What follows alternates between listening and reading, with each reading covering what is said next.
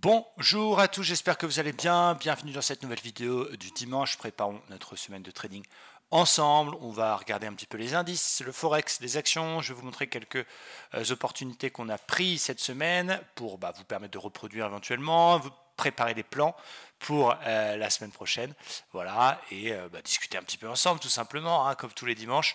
Voilà, c'est parti, on va commencer bien sûr par le DAX. Je rappelle juste au passage que tous les liens qui concernent nos formations sont dans la description de la vidéo. Oui, juste avant, n'oubliez pas aussi de vous abonner à la chaîne YouTube. J'allais oublier tous ces petits trucs d'introduction, désolé. Et surtout, on a une formation qui est complètement offerte, qui vous donne les bases, comment lire un graphique correctement, nos stratégies, le money management, vous avez tout ça à aller voir, c'est dans la description de la vidéo. Allez, on continue et on commence par le DAX en journalier, on va même regarder un petit peu l'hebdomadaire. DAX toujours évidemment en tendance extrêmement haussière, extrêmement solide. Les indices ont prouvé cette semaine leur solidité puisque ça a commencé à baisser très légèrement vendredi, ça s'est accéléré lundi et hop là ils ont tout rattrapé. Voilà, c'est incroyable ce marché.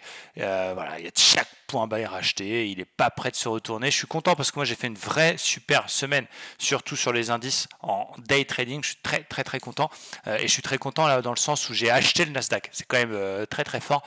Romain Bayol qui achète le Nasdaq, c'est quand même un truc de fou. Et donc je vais vous montrer pourquoi je l'ai acheté. Et je suis content parce que j'ai réussi à battre mon biais entre guillemets.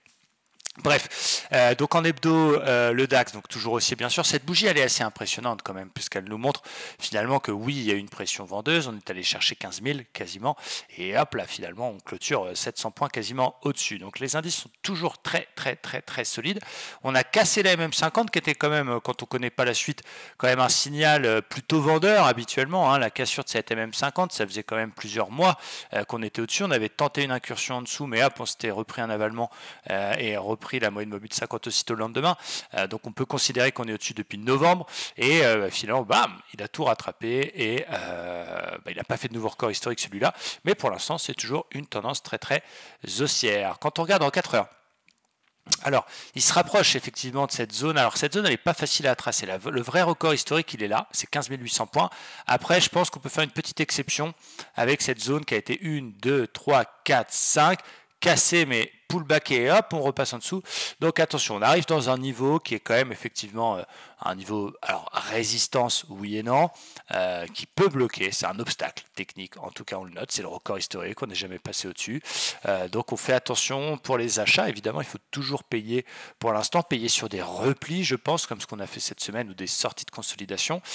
Et on peut noter quelque chose de sympa, c'est que si on prend toute la vague de baisse, et ça c'est très important, votre Fibonacci, ça donne de très bons trades, eh bien on a cassé les 61,8, comme sur les indices américains, qui ont été cassés un petit peu plus tôt, c'était mercredi je crois, ou jeudi, là les 61,8 ont été cassés, et donc même si le DAX est un suiveur, c'est le leader européen, mais il va faire ce que vont faire les indices américains, eh bien on a plus de chances de rattraper 100% de la vague précédente, plutôt que de se retourner quand on casse ces 61,8, donc ça c'est important dans votre trading. Je vais vous réexpliquer pourquoi, surtout sur le Dow Jones, vous allez bien comprendre. Donc nous, on avait fait un trade, c'était cette semaine, c'était jeudi, si mes souvenirs sont bons, sur la cassure et le pullback un peu exagéré des 61,8, voilà, qui s'est passé à peu près, ici. Donc on avait pris un petit achat sur le DAX, ça s'est plutôt bien passé. Donc retenez ça, quand vous avez un mouvement, par exemple, correctif ou baissier, et que vous mettez votre Fibonacci, eh bien retenez que les paliers sont à surveiller. Vous voyez, réaction sur 38, réaction sur 50, ça finit par passer, réaction sur 61,8. On croit que ça va se retourner et hop là, non. Donc souvent la cassure de 61,8 donne lieu à une accélération, et quand vous voyez un mouvement, alors allez pas voir ça sur le 1 minute parce que c'est trop sport, mais quand vous regardez un indice, le DAX, le Dow, le Nasdaq, même ça marche dans les deux sens, ça explose. On corrige, on casse 61,8, mais on a plus de chances d'aller chercher 100% que de se retourner. Ça reste des probabilités. Attention quand même, parce qu'effectivement, on a eu peut-être, je dis bien peut-être, un excès de marché, puisqu'on a tout repris en ligne droite, et c'est quand même impressionnant. Attention quand même à cette divergence baissière que je vais surveiller lundi. Allez valider. Donc théoriquement, on aurait dû, si on est vraiment systématique et comme un robot, shorter à la clôture de la bougie de 20h le DAX vendredi soir. Autant vous dire que ça ne m'intéresse pas de se retrouver over week avec une position inverse au flux et à la tendance tout le week-end. Non, mais on la surveillera pour lundi. Je vais peut-être, c'est pas impossible que même si évidemment on a plus de probabilité de gagner à l'achat dans ce marché qui ne fait que monter, eh bien peut-être qu'on pourrait avoir une petite consolidation sous cette divergence qui pourrait nous donner un point d'entrée dans cette tendance. Ça veut dire quoi? Ça veut dire que plutôt que de vendre le marché lundi matin, on verra ce qui va se passer. Évidemment, tout ça, on est dimanche, on ne sait pas. Ça peut tout changer. Les plans que je vous donne aujourd'hui, vous le savez, peuvent être complètement remis en question à l'ouverture lundi. Mais cette petite divergence peut nous donner, si on prend 50% de la dernière vague de hausse, qui est censé être l'objectif, une petite conso, et donc un point d'entrée dans ce marché. Et donc, je vais surveiller ce niveau 15 550 pour lundi. Ça correspondra à la moyenne mobile 50 qui va continuer à monter. Ça correspondra à l'ancien top qui a été 2 fois top et qui donc pourrait faire polarité. Et donc voilà, tant qu'on est dans ce flux haussier, je cherche des achats sur repli, où j'ai eu du mal à le dire, et on verra si la tendance se retourne, si le flux se retourne, hein, comme ici, le flux s'est retourné, hein, donc on était dans un flux court terme, comme je l'ai mis sur mon indicateur baissier, là on est haussier, on attend des replis, on cherche des achats. Donc je vais surveiller ça, 15 550 pour demain, avec un achat évidemment toujours sur des petites figures, type marteau 5 minutes confirmé, double bottom, avalement, Arami, tout ce que vous connaissez, vous avez déjà vu, petite vague de Wolf, etc., etc. Donc je surveille ça, ce qui ne m'empêchera pas de peut-être faire aussi le petit correctif, mais ça il faut avoir un peu plus de bouteilles, il faut aimer le contre-tendance. L'idéal évidemment c'est de faire la vague de correction et le reverse. Et là, évidemment, il faut déjà avoir une sacrée expérience, mais ce serait tip top parce que ça fait quand même 100 points de potentiel. Mais attention, c'est réservé uniquement à ceux qui ont un très bon niveau et une bonne gestion de leurs émotions. Du côté du Dow Jones, pour regarder, eh bien là aussi, on est toujours très haussier. L'hebdo, nouvelle clôture historique en hebdo, nouveau record également la semaine dernière, enfin cette semaine, pardon. Impressionnant, on a fait une grosse baisse, c'était vendredi et lundi, et hop là, on t'a tout rattrapé, on est venu faire pour le principe un nouveau record historique. Donc marché évidemment toujours très solide, très haussier. Néanmoins, on est forcé de rester prudent. Moi j'ai fait des beaux achats cette semaine sur le Dow Jones, donc j'ai su acheter, je suis content, je vais vous montrer quelques petits signaux que j'ai exploités sur des toutes petites unités de temps. Mais là je suis prudent parce qu'on arrive quand même sur une zone clé sous les 35 000 points, qui est quand même, on a fait 94, on n'a pas fait figure vendredi, figure c'est 35 000, c'est les chiffres ronds. Voilà, donc on fait attention sur ce niveau-là. Une petite conso serait la bienvenue pour nous permettre de re-rentrer sur un point bas. Il n'y a pas vraiment de signal de retournement et si on casse par le haut, on n'aura pas le choix que de re-rentrer avec un petit stop de façon à être dans le train si jamais ça part. Mais je préférerais une petite consolidation. Vous voyez, il y a un petit niveau intéressant ici, c'est 780 à surveiller. Et quand je vous parlais du niveau 68, aux petits oignons comme on dit chez moi, regardez-moi ça. Ça c'est un achat qu'on a fait. C'était le 21, donc c'était mercredi. Regardez, je suis obligé de vous montrer ça. Alors d'abord, j'avais pris la divergence haussière en fin de journée après la grosse baisse de lundi, mais je vous avoue que j'ai pas su la tenir. J'ai pris quelques points, j'ai dû sortir vers 840, 850 par ici avant la clôture. Et donc, on a mis notre Fibonacci. Je vais juste... Voilà. Regardez comme c'est beau ce 61,8. Donc j'avais pris 61,8 de toute la vague de baisse. Clac.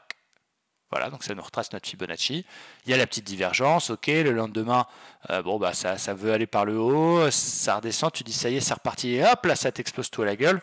Ok, on casse 38, on casse 50, on casse 61,8 et on voit que ça merguez un peu en dessous. Bon, c'est pas grave, c'était mardi soir, ça corrige un peu, le flux reste haussier, donc on ne vend pas, et paf, on casse 61,8. Regardez comme c'est beau ce pullback. Après, on va me dire, l'analyse technique, c'est n'importe quoi. Je suis désolé, mais quand tu as un indice qui est aussi puissant que le Dow Jones, sur lequel il y a des milliards qui sont échangés chaque jour, qui pète 61,8 et qui vient se réappuyer dessus au point près, je ne vous parle pas de zone, je vous parle de point près. Et nous, on a acheté sur une petite bulle, me semble-t-il, 5 minutes qu'il y avait là-dessus. Incroyable, c'est incroyable. Donc, c'est vraiment un truc que vous devez garder en tête lors de mouvements puissants comme ça, lors de mouvements assez forts. Apprenez à utiliser Fibonacci et il y a tout ça dans la formation qu'on vous offre sur comment c'est le trading. Vous avez un chapitre complet sur Fibonacci, il y a une cinquantaine d'heures de vidéos, mais il y a une heure et demie sur Fibo. Allez dans cette formation si vous n'y êtes pas encore parce que ça va vous donner vraiment les bases, les méthodes et vous permettre de maîtriser l'analyse technique.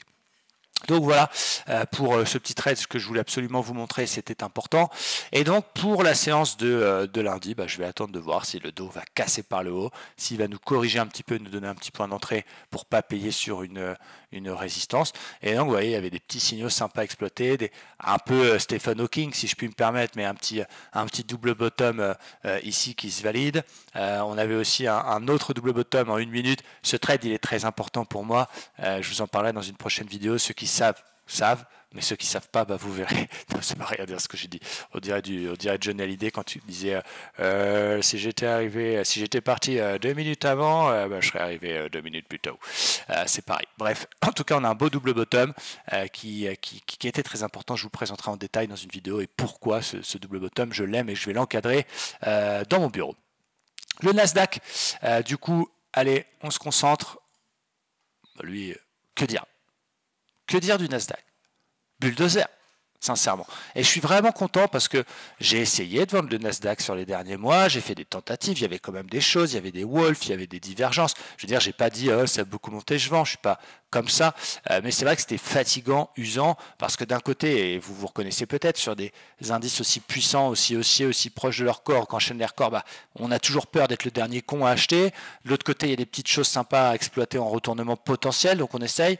Et c'est vrai que le Nasdaq, il a été dur avec moi ces derniers mois.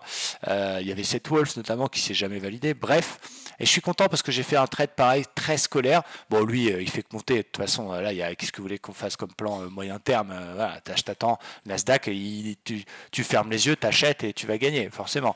J'exagère, je rigole bien sûr, mais il y avait un super trade à faire après cette baisse. Figure chartiste absolument fabuleuse. Regardez-moi ça, on l'a prise et on a fait quasiment toute la hausse.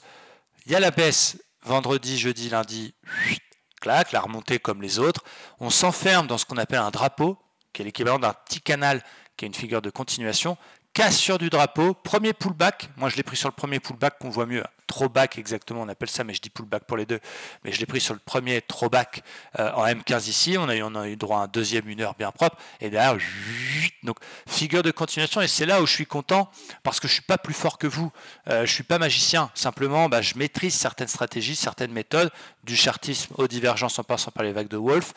Ça va aussi avoir, il va y avoir notre biais qui va avoir un impact sur notre recherche. Mais j'ai simplement appliqué ce que j'utilise depuis des années, ce que j'ai appris depuis des années. Et je suis content parce que les marchés, cette fois-ci, n'ont pas été capricieux et quasiment tous les signaux techniques de suivi de tendance ou de continuation qui sont apparus ont fonctionné. Donc, je suis très, très, très satisfait de ce trade sur le Nasdaq et on a été chercher, je suis sorti à 980, voilà, juste avant les 15 000. Logique de plus être dedans parce que c'était une zone de résistance. En tout cas, voilà, si on pouvait venir se réappuyer dans cette zone 15 000, eh bien, ça deviendrait un niveau d'achat. Je ne sais pas où est-ce qu'ils vont aller, ces indices, je ne sais pas où est-ce que va aller le Nasdaq, et évidemment qu'un jour ça dégueulera, mais ce n'est pas pour tout de suite. Le VIX qui est important aussi à regarder, je vous invite, c'est un vrai conseil que je vous donne là, c'est l'indice de la peur. Pour faire très simple, c'est l'écart sur les options call, put, les couvertures short sur Standard & Poor's. Bref, vous avez, j'imagine c'est du chinois pour vous. Je fais très très très caricatural, désolé pour les puristes qui regardent mes vidéos, mais en gros, c'est l'indice de la peur. Ça veut dire que quand il y a des mauvaises nouvelles, quand il y a du stress sur le marché, les grosses mains, les opérateurs se couvrent. Hein, ils ne font pas du spiel comme nous à acheter-vendre, ils se couvrent. Et quand il y a du stress, ils vont acheter des options put pour se couvrir, ils vont vendre des futurs. Et donc tout ça, ça se traduit sur le VIX qui va monter quand il y a du stress et qui va descendre quand tout va bien. Et donc je vous invite, quand vous êtes en day trading, à observer un petit peu le VIX, la tronche qu'il a. Clairement, on a une baisse, une cassure d'un support avec un VIX qui se met à exploser, ça va un petit peu confirmer, valider que oui, il y a un coup de stress et effectivement, on peut éventuellement tenter de jouer la cassure d'un support. À l'inverse, on a une correction technique, on vient sur un support, on le chatouille un petit peu, il y a une petite figure de reprise de la tendance haussière et là on a un VIX qui est toujours en bas qui perd 2-3%, effectivement cette correction est un peu juste technique et ça peut être pas mal d'essayer de payer les replis. Enfin, vous avez compris un petit peu, donc je vous invite à regarder le VIX, c'est plutôt pas mal. Le pétrole, pour finir cette première partie, avec un point d'entrée qui était juste fabuleux, dédicace à Jackie, qui est un de nos abonnés qui utilise les bougies apesanteur. Donc les bulles apesanteur, c'est quoi? C'est une bulle, comme moi je les exploite, mais on n'a vraiment aucune touchette ni du corps ni de la mèche sur la bande de Bollinger. Bulle sur zone de polarité. Derrière, retournement, MM20 touché vendredi, absolument parfait. Ça, sur le pétrole, on vous l'a donné, c'était propre, c'était très très bien. Donc vous voyez, je suis content parce qu'on me dit souvent, oui, Romain, au mois de juillet, il paraît que le trading c'est plus dur. Moi, je vous jure que c'est vrai. Je fais pas que des mois positifs. Et évidemment, il y a des phases où je gagne, il y a des phases où je perds, il y a des années où j'ai gagné, il y a des années où j'ai perdu. Tout ça, il n'y a aucun souci avec ça. Mais c'est vrai que juillet, août, j'ai toujours fait des mois exceptionnel. Je trouve, c'est mon avis, ce n'est que mon avis, vu qu'il y a peut-être un peu moins de volume, le marché est peut-être un peu plus sensible et l'analyse technique va avoir un taux de succès peut-être un poil plus important et les marchés, vous voyez, les 68, les supports, les machins, les trucs, ça a quand même un effet assez optimal. Le gold, pour finir, pas de décision particulière. Il y avait une petite divergence baissière ici, il est venu chercher 50%, il a échoué sur 50, il est repassé sous la MM50. C'est merguez, quoi. Je veux dire, ça bouge pas et c'est neutre. Donc, pour l'instant, rien sur le gold. Je vais vous donner quelques petites opportunités Forex. Alors, CHF-JPY, très intéressant. CHF-JPY, pourquoi? Parce que, d'abord, en hebdomadaire, je vais vous enlever la bande de Bollinger. Regardez, on a cassé un range par le haut sur lequel on est venu se réappuyer. Donc, en théorie, on est censé reporter la hauteur du range, ce qui nous donne à peu près les 130 en objectif moyen terme. Et on a un très très beau support ici en bleu. Je pense même qu'on peut tracer un canal quasiment. On a un très très beau support ici en bleu sur lequel on est venu se poser. Et en plus, on est sorti de la petite consolidation puisqu'on peut tracer à la 2 points de contact, mais une petite résistance ici. Manque plus qu'à passer la MM50, mais c'est intéressant. CHF, JPY. Qu'est-ce qu'on a d'autre du côté du Forex? L'euro-dollar, bien sûr. L'euro-dollar que je continue à surveiller. Pourquoi? Parce qu'on a un double top hebdo fabuleux. Faut regarder un petit peu aussi les indices de devises. Pour l'instant, l'euro est plutôt stable, neutre. Le dollar est plutôt en tendance neutre haussière. Donc ils sont assez corrélés là pour l'instant, en tout cas c'était le cas cette semaine, donc voilà, ça n'a pas déclenché, il n'y a pas eu de gros mouvements, mais si on valide en hebdomadaire, donc ce sera vendredi prochain ce double top, bien évidemment que je travaillerai cette figure sur l'euro dollar pour aller chercher les 1,12, donc elle reste dans un coin de ma tête. GBP-AUD également, sortie, cassure de résistance, on pète un espèce de niveau important, qui donne un objectif à peu près à 1,95, donc à surveiller sur un throwback. NZD4 c'est pas mal aussi, il y a une belle zone de polarité, résistance, support, support, support, support.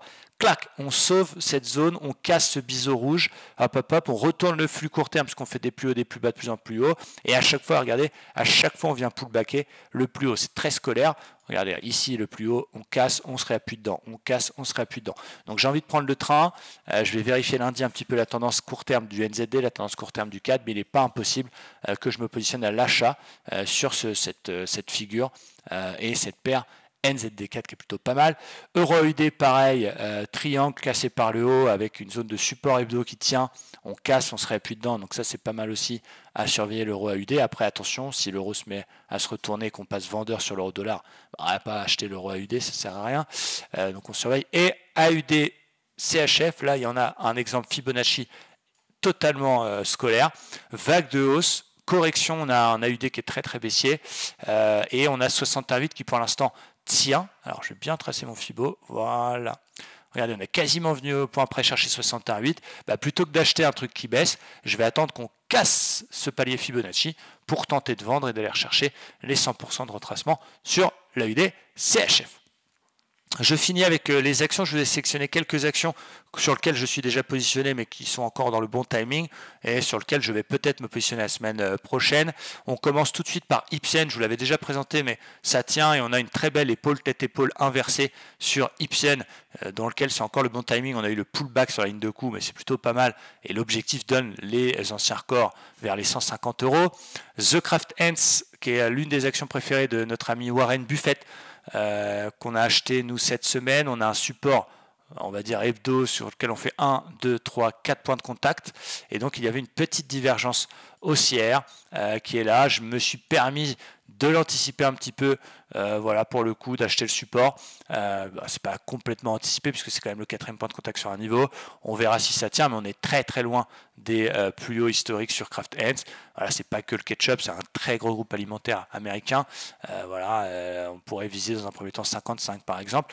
Alstom, pareil, très bon résultat sur Alstom, on a ce qu'on appelle une pénétrante en hebdomadaire. Ça veut dire quoi? C'est une bougie qui ouvre sous la clôture de la précédente et finalement qui clôture à plus de la moitié de la précédente. Vous avez compris ce que je veux dire? Regardez ces deux bougies hebdo, on ouvre en dessous et on clôture au-dessus de la moitié. Donc c'est une pénétrante. Désolé, c'est vrai que analyse technique, il y a beaucoup de avalement pénétrante. Très spécial le langage de l'analyse technique, mais en tout cas c'est ce qu'il y a sous nos yeux.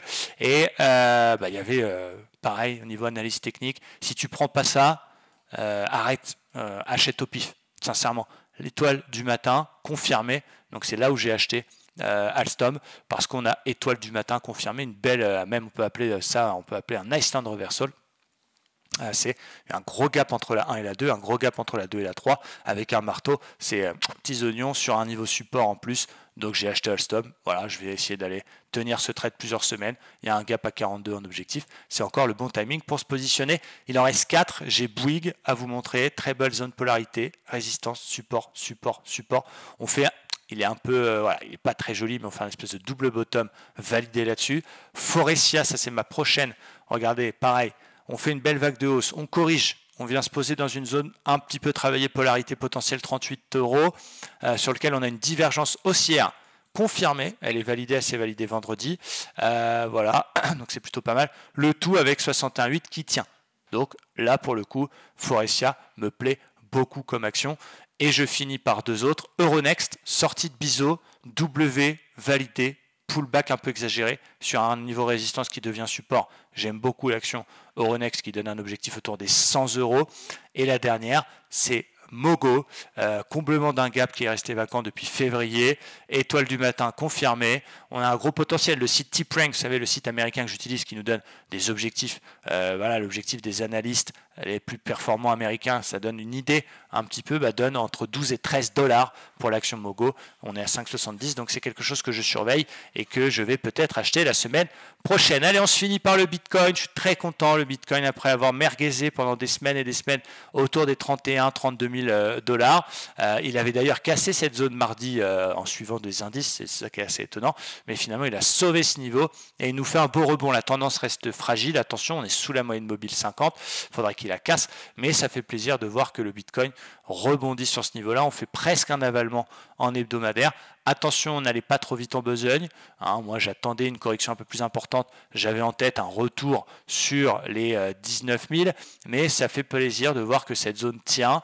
Et évidemment, si on casse la moyenne mobile 50, eh bien, ce sera plutôt bon signe. Et les alts pourront repartir parce que c'est évidemment le Bitcoin qui décide. On a rarement vu, il y en a certaines, mais les grosses altcoins, le top 20, top 30, eh bien, suivent le BTC.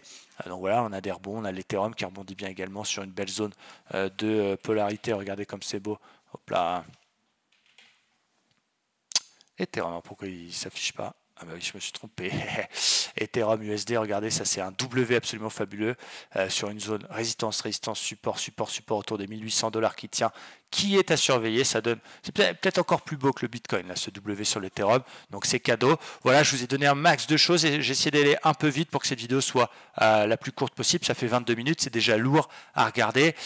Quoi qu'il en soit, demain, live pour tous les abonnés.